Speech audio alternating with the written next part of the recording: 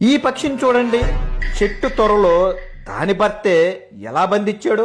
విచిత్రం ఏంటంటే ఆ ఆడపక్షే త్వరలోకి వెళ్లి బందీ అయిపోయింది. భర్తేమో బయట నుంచి మట్టి అందిస్తుంటాడు, తను లోపల నుంచి ఆ త్వరని పూడుస్తుంది. ఎప్పటి వరకు అంటే తన మూతి మాత్రమే బయటికి వచ్చే స్థలం ఉన్నంత వరకు. ఎందుకంటే ఆ పక్షి తల్లి కాబోతుంది. పుట్టే పిల్లలు సురక్షితంగా ఉండడానికే ఇదంతా.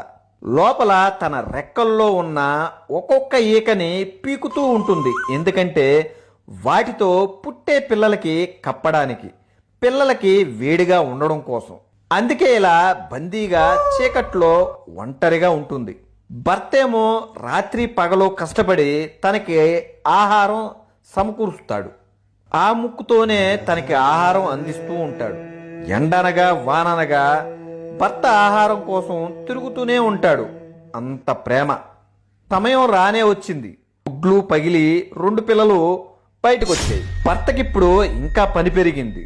ఇప్పుడు ముగ్గురికి ఆహారం సమకూర్చాలి, రోజు ప్రతిరోజు. 4 నెలల తర్వాత మెల్లగా మట్టిని తోసి త్వరలోంచి బయటికి వస్తుంది తల్లి పక్షి, స్వతంత్రంగా పైకి ఎగరడానికి.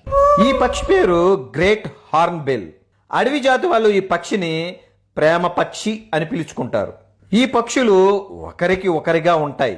ఇద్దరిలో ఒకరు చనిపోయినా ఉన్న పక్షి వేరే కొత్త పక్షితో జతకట్టదు. ఇంత స్వచ్ఛమైన ప్రేమ మనుషుల్లో ఎక్కడుంది? ప్రేమ అనే స్వచ్ఛమైన ఫీలింగ్ ని ఇప్పుడు యువత రకరకాలుగా మాయ చేసి వాడేసుకుంటుంది. అటువంటి యువత కోసమే ఈ వీడియో.